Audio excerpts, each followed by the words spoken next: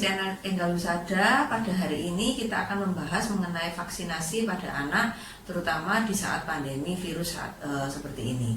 Jadi seringkali orang tua ragu atau mungkin bertanya-tanya bagaimana mengenai imunisasi di saat pandemi. Jadi pada hari ini kita akan membahas 8 pertanyaan yang sering ditanyakan orang tua mengenai imunisasi pada anak. Yang pertama,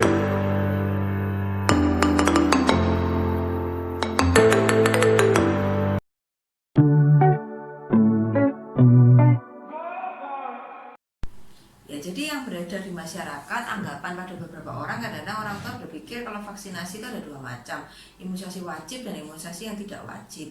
Kita Dokter Anak Indonesia, kita menganut jadwal imunisasi yang memang sudah ditetapkan oleh Ikatan Dokter Anak Indonesia, dan itu setiap berapa tahun memang kita perbarui. Jadi yang terbaru adalah yang kita tampilkan pada layar. Jadi itu adalah jadwal imunisasi untuk anak-anak Indonesia yang kita sepakati secara nasional.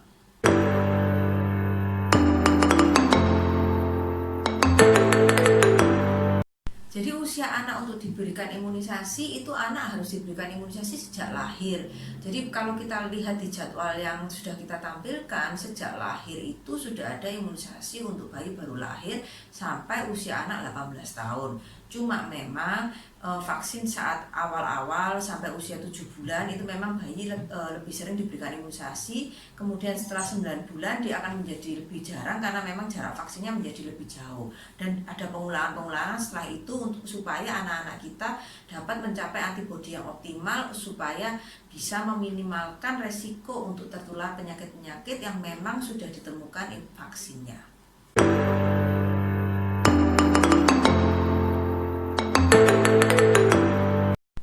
Setiap pemberian obat pasti ada kemungkinan terjadi efek samping, tapi efek samping yang terjadi bisa kita minimalkan dengan kita melakukan anamnesis. Jadi kita melakukan wawancara dulu dengan orang tua pasien sebelum kita memberikan imunisasi. Kemudian kita juga melakukan pemeriksaan fisik terlebih dahulu pada anak. Jadi kita pastikan anak dalam kondisi fit, kemudian dalam kondisi tidak sakit, dan dalam kondisi yang optimal untuk diberikan imunisasi.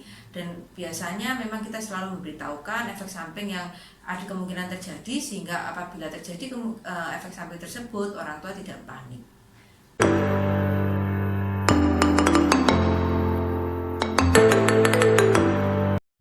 Yang menjadi kesulitan dan menjadi kekhawatiran orang tua adalah bagaimana di saat pandemi saat ini.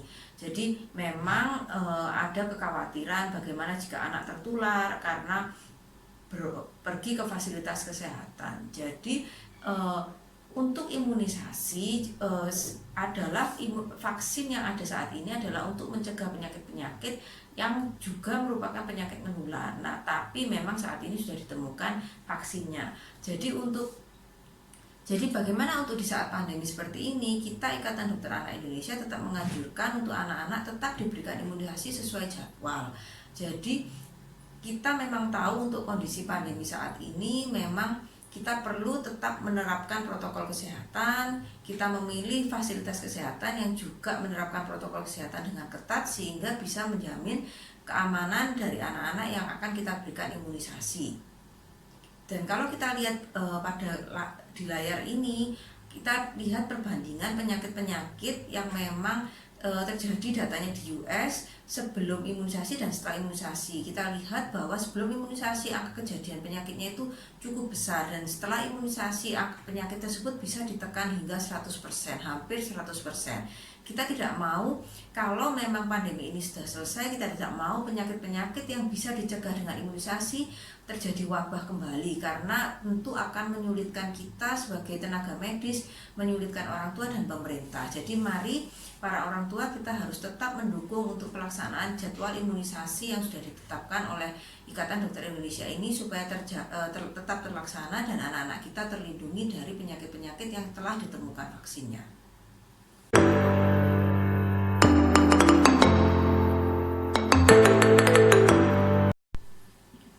Yang sering terjadi karena memang awal-awal adanya PSBB, adanya kendala dan lain-lain, kadang-kadang anak memang terlambat untuk imunisasi. Para orang tua tidak perlu khawatir. Untuk anak-anak yang terlambat imunisasi tetap bisa kita berikan imunisasi kita buatkan jadwal kejar, jadi catch up immunization. Jadi kita buatkan jadwal imunisasi kejar. Jadi kita bisa mengejar jadwal-jadwal imunisasi yang tertinggal. Jadi untuk orang tua yang memang anaknya tertinggal jadwal imunisasinya, tidak perlu khawatir, justru harus segera ke fasilitas kesehatan yang menerapkan protokol kesehatan dengan baik dan benar, berikan imunisasi pada anaknya. Jangan malah ditunda lagi lebih lama, karena justru itu akan meningkatkan resiko tertularnya penyakit tersebut pada anak-anak kita sendiri.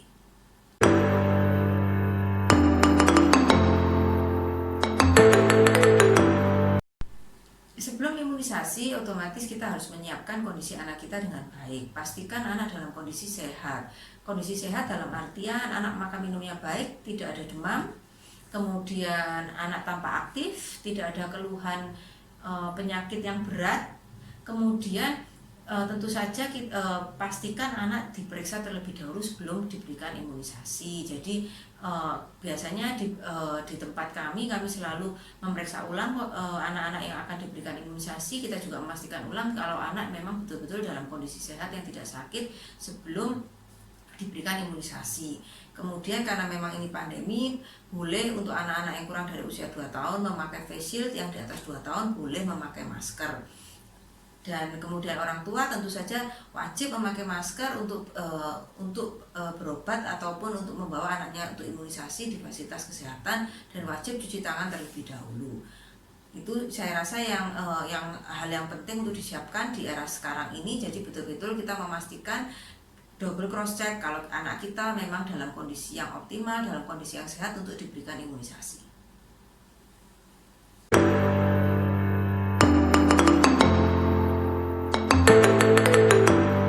Untuk imunisasi memang ada beberapa kondisi yang kita memang tidak melakukan imunisasi, kita tunda untuk sementara. Jadi apabila anak ditemukan dalam kondisi ternyata demam tinggi, kemudian anak ternyata ditemukan adanya keluhan pernafasan, mungkin untuk saat ini misalkan ditemukan adanya sesak, kemudian adanya demam tinggi, anak tampak tidak sehat, otomatis kita bisa menunda vaksin seminggu 2 minggu baru kita evaluasi kembali. Sebenarnya batuk pilek ringan itu bukan larangan untuk imunisasi, namun untuk apabila orang tua memang menginginkan yang optimal, lebih baik memang anak dibawa dalam kondisi yang betul-betul optimal. Jadi untuk era saat ini lebih baik dalam kondisi optimal, anak tidak demam. Jadi kalau misalkan anaknya memang ada keluhan demam ataupun agak sumber-sumber, ibu bisa mengevaluasi keesokan harinya atau beberapa hari kemudian apabila anak dalam kondisi optimal boleh diberikan imunisasi. Jadi memang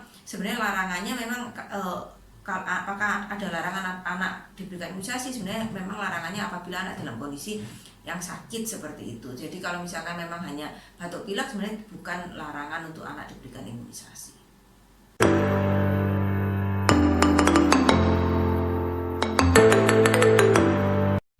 Di era pandemi seperti saat ini memang kita tetap harus menerapkan protokol kesehatan. Jadi untuk imunisasi, untuk vaksin yang telah ditemukan untuk beberapa penyakit menular, ini sangat penting diberikan untuk anak-anak kita supaya mereka tetap sehat, dan untuk mencegah supaya tidak terjadinya wabah di kemudian hari akibat penundaan vaksin karena memang era pandemi seperti saat ini. Karena memang seperti yang kita tahu, untuk saat ini memang pandemi membawa dampak bagi kita semua. Jadi kita tidak ingin terjadinya wabah di kemudian hari akibat penundaan vaksin. Jadi vaksin ini sangat penting sekali untuk diberikan sesuai dengan jadwal yang sudah kita tampilkan. Apabila memang ada keterlambatan, ibu-ibu tidak perlu ragu untuk segera konsultasi kepada dokter anak setempat, ke fasilitas kesehatan setempat untuk memberikan imunisasi kejar. Jadi jangan ditunda-tunda, justru malah melengkapi untuk membantu anak kita supaya tetap sehat dan tetap terlindungi.